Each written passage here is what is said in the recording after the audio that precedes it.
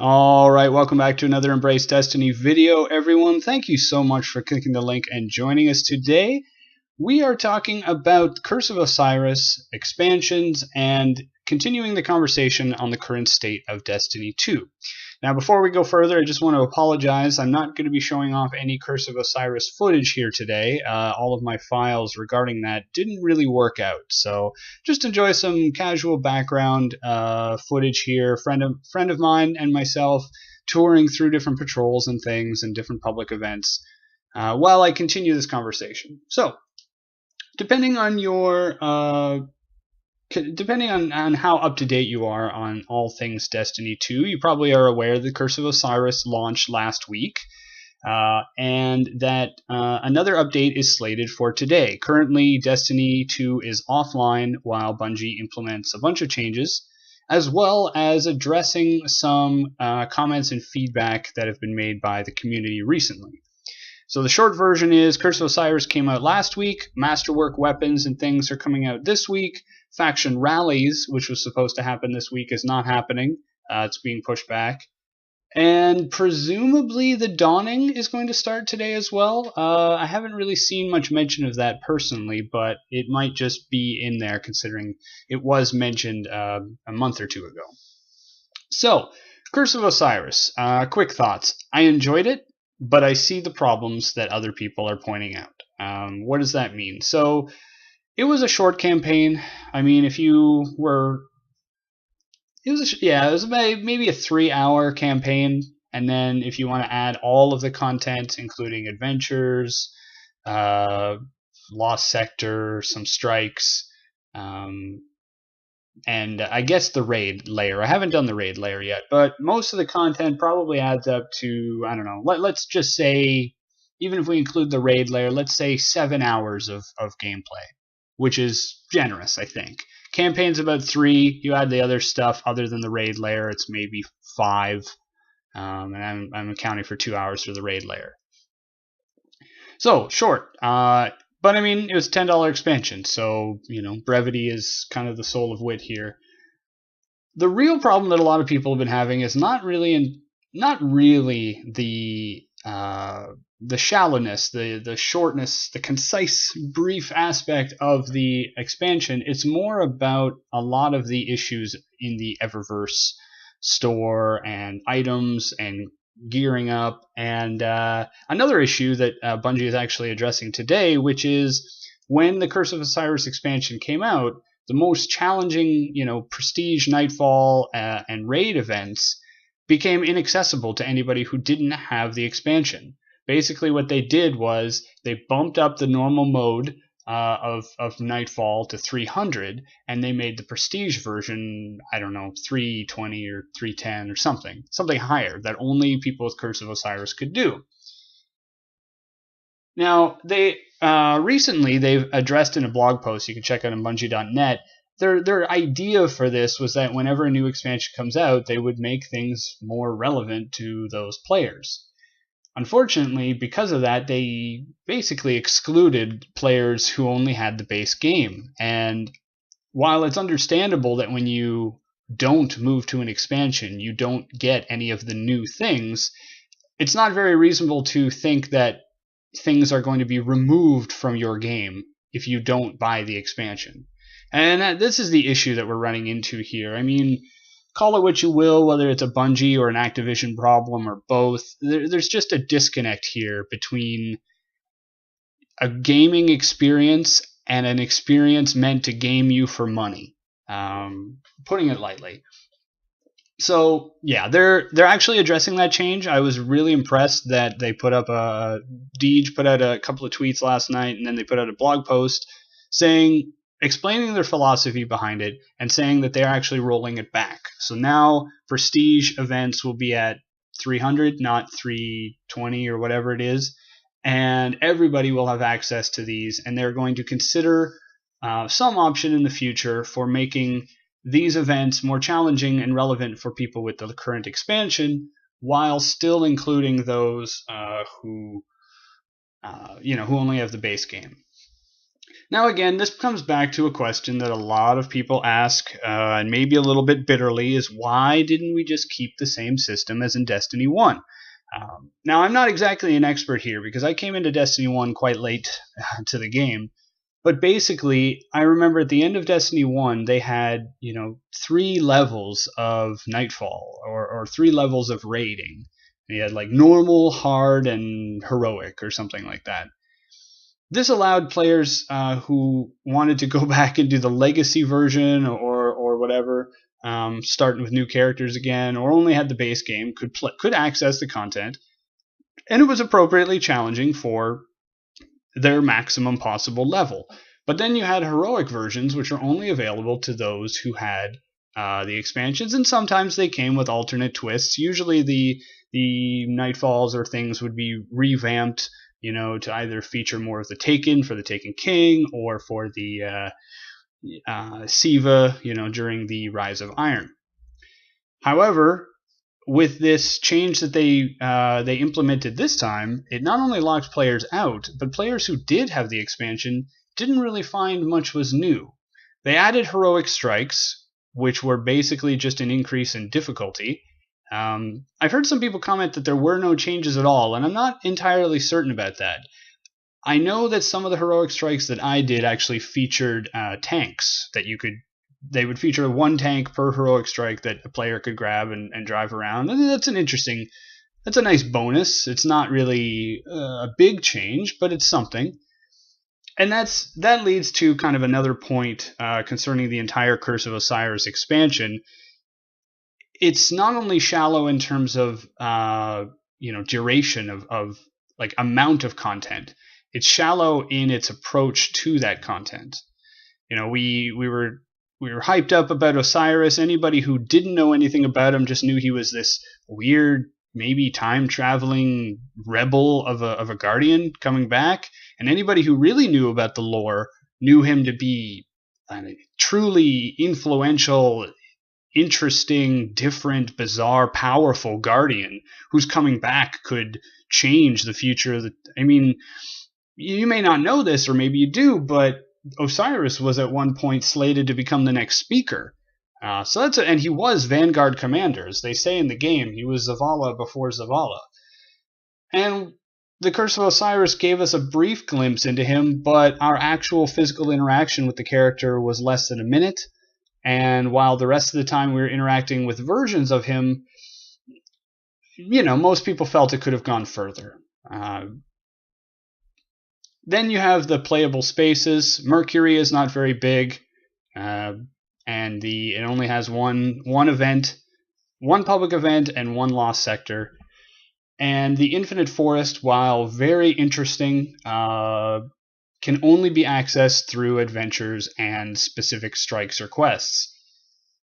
So you can't go into it on your own will. You can't go and patrol around in it, and it's disappointing. I mean, the Infinite Forest, I knew when they named something the Infinite Forest, I knew we were going to run into this problem where you call something infinite that is inherently not infinite, you have a problem. And most people will relax their, literal tendencies as long as the content or the context is favorable.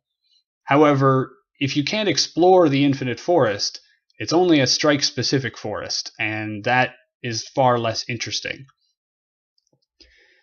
Infinite Forest, if you don't know, by the way, it's basically a Vex holodeck. It's a simulation.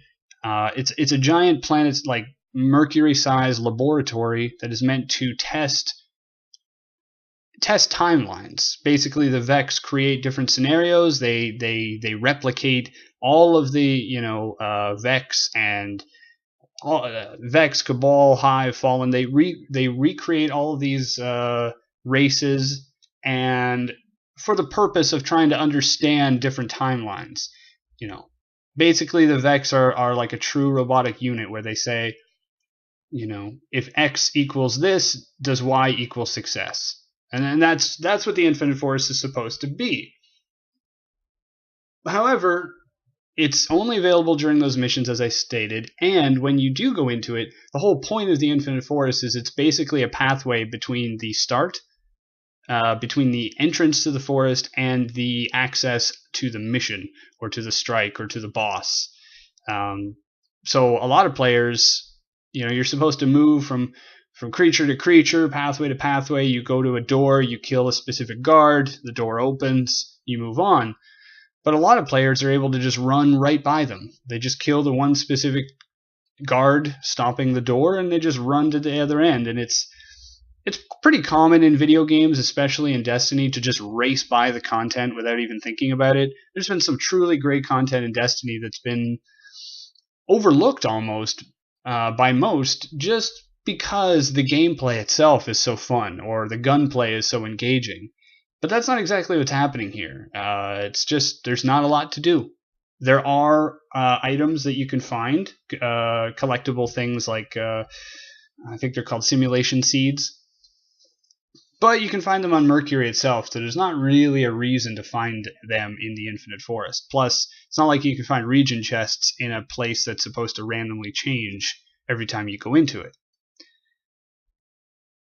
The next and probably biggest problem that most people have right now, besides the end game, is, well, it's related to the end game, but it's concerning the items and Eververse.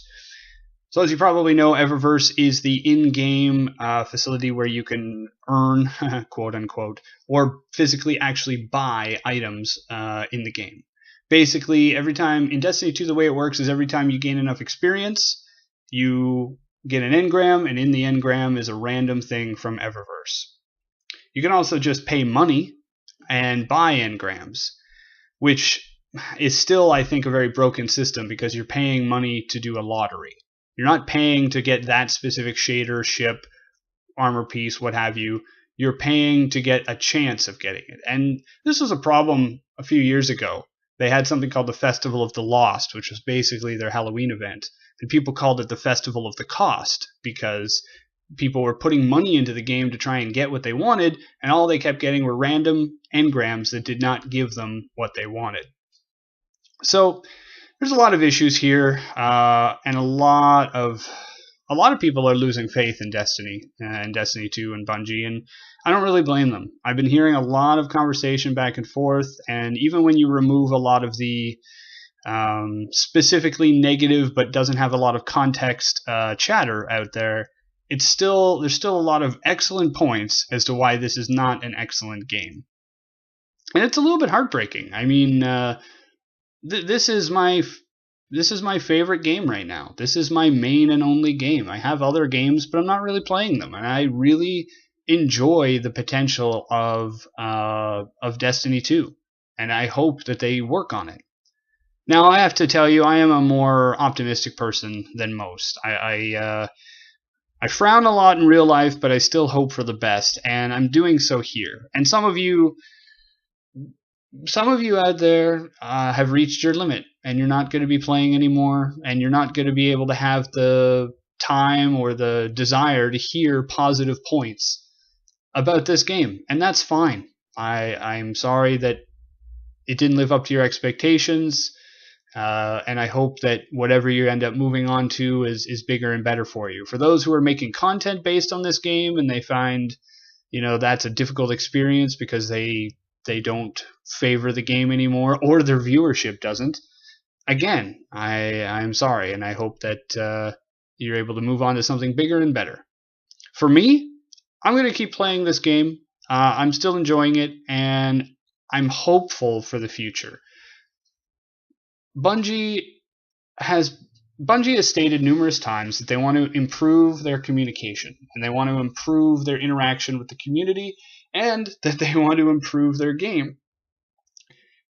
And it's hard to judge. It's hard exactly to take them at their word on that because a lot of people had complaints about Destiny 1 and changes were few and far between. People complaining about the meta in the Crucible would only see their changes coming, once every 6 months or at best. And that wasn't great. And they've stated recently they want to improve their communication, and they've since followed up on it. The change to retroactively include prestige and higher level events for players who don't have the Curse of Osiris expansion That's a good move. You don't want to take things away from your players when expansions come. You just want to give them more if they happen to buy and engage in that experience. So I'm glad. I'm glad that they're listening. I'm glad that they're making this change and that they're moving forward with it. But there's a lot of ground that they have left to cover. I'm not sure if they're going to do anything more with Curse of Osiris. They could, but I'm not sure they're going to. Some thoughts. A lot of people put some ideas out there. Check out Data. Dado does Destiny. He has got some good ideas. A few others, of course. One idea that I shared, I shared a video earlier this week, last week actually, talking about speculative PvE ideas, things to do outside of the Crucible that Bungie could implement in their game. One of those was talking about a horde mode, basically surviving waves and waves of enemies. And if you haven't done it yet, one of the adventures in Curse of Osiris takes you to a simulation where the Vex are trying to learn about the Hive, and we are tasked to go in there and basically mess with the simulation, kind of get incorrect data so that the Vex don't learn how to fight the Hive properly. And the arena takes place on the old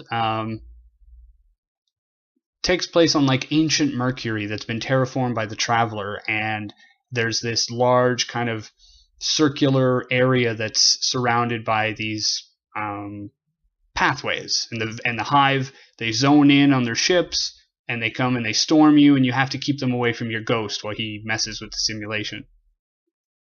It's very neat. It's very fun, and I did it on heroic difficulty by myself, and it was challenging, at least at first. And it's exactly the kind of thing that a horde mode could be based off of. Unfortunately, we don't have something like that. We don't have a reason to go back, and in fact, it's difficult. For example, I'm not exactly sure how the mechanics of this works, but you're basically only allowed to do it once a day. So if you and your friends I'm not sure how this works, but if you and your friends get the adventure from Brother Vance, and let's say I start up the adventure and we do it, and then we enjoy it and we want to go back, are we still able to? I'm not exactly sure. Either way, it's limited. It's not, I believe the House of Wolves campaign in Destiny 1, the expansion, it was a pretty short expansion in terms of amount of content, but I believe it came with the Prison of Elders. Prison of Elders was like an arena that had different game modes and was fun, and people would go back time after time to grind for that best gear and find ways to beat Skolas, with only a one-man fire team, stuff like that. One-person fire team. It's 2017. But Curse of Osiris didn't come with that. It came with some extra maps, some extra strikes and adventures, and a story, which is fine. And that's it. There's no added event or activity. They've added heroic adventures, which is a good idea. And they're adding different new weapon systems. These masterwork weapons should be interesting. But there's no event based to bring us back, and that's a bit disappointing. Another idea that they could have gone with a little bit more is in my opinion, I'm not sure how this would have worked. I'm not a video game designer. Everybody's got an opinion these days. I only offer mine as just some food for thought.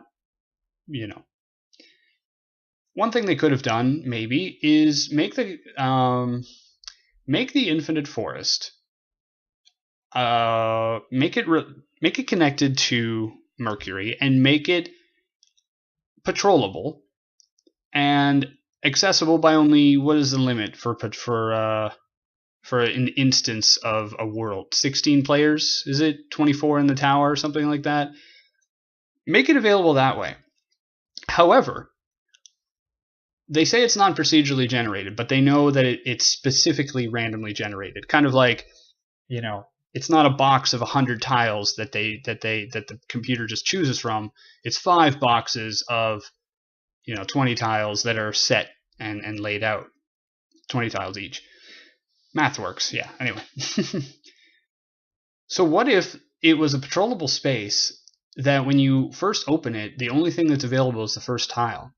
And when you go in, there's maybe 1 or 2 split off paths so that the first player of the day or reset or whatever, I don't know how these instances work. First player that goes into them is faced with a open area with only a pathway that leads to 2 doors, and they have to choose which one they open. And then the next player who comes in, they see a pathway that leads to an open door, and they can follow it or they can go to the other one. Basically, at the end of it is you now have a patrollable space that's different each time. It's kind of influenced by the players. Put some events in there. Once the tiles are all set up, you can have events cropping up. And you can have, a certain chance and certain positioning of collectibles like simulation seeds based on which tiles are populated. And now you have a basically every instance becomes its own specific kind of patrollable area that looks different each time. I think that could be challenging to populate and to accommodate, but I don't think it would be really outside of the norm. Every time you run into an adventure, these forest pathways are created, whatever the term is, not procedurally generated, and it's unique. So it'd be the same as just having a fire team of 20 people, except that you add in events, and events are tied to the tiles. So as long as X tile populates, populate X event. So I don't know. It's just an idea. It could be something that they could do in the future. Not sure. Where do we go from here? Well, Bungie needs to continue with their communication, and so far they've been doing that. They heard the people complaining about lack of access to content that you should already have based on expansions coming out, which is a silly problem to have. I will agree, it's a dumb mistake, and they admitted it. They used the word mistake in their blog post, so good for them, and they're fixing it. Sure, the game is offline for most of today. It'll be coming back 5 p.m. Eastern, I believe. It's a little bit late for where I am, but whatever. I'd rather wait and get progress than have it rushed and be bad. Other things. Crucible. People have been saying that the Crucible is crazy and has been more fun than ever because of the broken Prometheus lens. Apparently, when that trace rifle came out, it was available to everyone, not just those who had Curse of Osiris. You can get it from Xur. And it did way more damage than it should have. So it was just a laser Floyd show running around the Crucible the last few days. And the Crucible, people playing PvP have been going nuts over it. They love it. People have been even saying there should be a laser... Oh, I dropped a bunch of stuff. Saying there should be a laser mode. There should be, this is how Crucible is supposed to be. And it's interesting. I've personally been having a fine time with the Crucible. I enjoy teamwork, so I enjoy team-based shooting. But I understand that Destiny is a game, it's a power fantasy game, and you remove a lot of the power if, when you go into the Crucible, you're basically useless unless you're with your team. I'm not exactly sure what people are complaining about. Maybe it's different when you're a very, very skilled or very, very involved person in the Crucible. Personally, I've been enjoying it, and I find that there are moments when I can be a lone gunman, running off to the side, flanking my enemies, but maybe it's different it's probably very different for other people. Bungie is fixing, quote-unquote, the Prometheus lens this week by basically making it extremely weak to overcompensate, and then they said they're going to play test it and try to bring it back later. Again, questions arise as to why can't, the whole reason we have this different weapon system was so you could fine-tune specific weapons. Here you have an example, and it seems you have to break it before you can fix it again. I'm not sure. whatever. I'm not involved, so there's probably a lot going on that I'm just not aware of. But good on them for seeing the issue and addressing it. Hopefully, though, Bungie sees a lot of the comments people have been making about how much more fun the Crucible is when you have things that are crazy. They've been really trying to normalize the Crucible, make it more accessible for people, and make it more of a competitive scene where basically everything's flattened out. There's no weird meta or exploit that can give someone a ridiculous advantage. But because of that, people have been saying it's bland, it's boring. So hopefully Bungie sees these comments and they work to address them. I'm not exactly sure how, because most people would say, well, just make it exactly the same as Destiny 1, which I don't think is the right call. People say, well, just add 6 versus 6, which could be fine, but... Oh yeah, look at this thrall just stuck on the screen. Anyway. But as a developer, I think a lot of people have a hard time going backwards.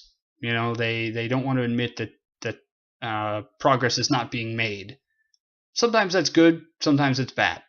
So we'll have to see. Hopefully they take this into account. They are adding some PvP modes, ranked playlists, private matches, stuff like that. Not sure when all that is coming out. Hopefully early this year, we'll see. And I'm not sure that even if adding, ranked playlists and stuff, I'm not sure if that's going to really bring the Crucible back to a level of satisfaction for those hardcore players. But it's a start. Again, communication and commitment to improving. So, where do we go from here? I mentioned that already, and then I got sidetracked. Curse of Osiris is a fun expansion. If you want it, get it. If you don't, hopefully Bungie will continue to make content available to you otherwise. The PvP is only going to get more diverse as they include other options for playing, and hopefully they keep including other options like private matches and ranked playlists. The actual content of Curse of Osiris and the PvE in general, it's fine, but it needs more variety and improvement. Go back to my speculative PvE ideas for some of my comments there. Basically, as Destiny players, we need 2 reasons to play this game, and or a mixture of both, or just one really good one, depending on what kind of a player you are. You basically need an emotional reason to play this game, which is what I talked about mostly in my PvE video, which is, we are supposed to be saving humanity, but we never save humanity. So we kind of need that. The other is we need weapons and gear that is exclusive and difficult to get and not only makes us feel great for having to put all the work into it to earn it, but also is worth earning. The recent Forge system took me a while to get some of the items, and I got my first weapon from it. And it was a scout rifle. I don't really use scout rifles a lot, but I found it to be fairly accurate, and it has outlaw, so it reloads fast. That's worth it to me. Maybe the other weapons won't hold up. I don't know. But we need emotional resonance, and we need items. We need to take items out of the Eververse store. I didn't really get into detail. This video is already running a little longer, but half of the items or more in the Curse of Osiris expansion are locked behind Eververse, and the only way you can earn them is either to randomly earn them with experience gained over time, or to pay real money and have a possible chance to randomly earn it. Not very favorable systems. So we need to get items out of that store, or at least have other ways of earning them. That whole system is bad, and it's bad news, and I'm not sure it's one that we're really going to get better with. I mean, I recently saw something, was it Activision or Bungie was hiring a person to, or had hired a person to specifically make the loot progression in the game more of a thing. Basically, they hired someone to make the problem that we're all having, which is all of the items are locked behind, pay to play. That can't happen. That can't continue. I have no problem with in-game purchasing. I have no problem with a system that has it a lot. I've never paid any real money into other than expansions in the base game. but you can't lock it out like this. It's just there's a line, right? You play a game, it's fun. Oh, look, I can get a cool little item. I'll pay some money to do so. Great. Or as is often stated, there's some people who put a lot of money into it, and that's fine. But if that's all your game is paying for it, is paying for all of your items, people aren't going to play. And that's just it. So, anyway, bottom line, I'm having a really good time. I'm enjoying it. I'm going to keep playing. I'm hoping they continue to make changes. I'm excited to see if the Dawning comes out. I'm excited to see the new faction rally rules, masterwork items, what kind of options we get. We only really saw a glimpse of it. Got to grind for some more forge weapons. And hopefully they continue to listen. Hopefully they continue to add content and playability and interesting mechanics and things into this game. It's difficult. Bungie's always been kind of difficult to get a hold of and difficult to listen. And you see the same ideas thrown around by the community over and over again, and then you don't see them in the game. So at the very least, Bungie needs to be a bit more communicative as to why we're not seeing that in the game. And hopefully, if they tell us that, we may be able to find a way to better accept and move forward. Anyway, these are my comments on the current state. Hopefully you're enjoying it or enjoying whatever you're playing. Thank you for sticking it to the end. If you made it to the end of this video, let me know. And feel free to drop some comments as to your thoughts on the game, the community, my videos. I'm trying to keep this a regular thing, keep it going. And yeah, hopefully I'll see you guys out there. Oh, bottom line, not bottom line. I didn't really mention the lair too much.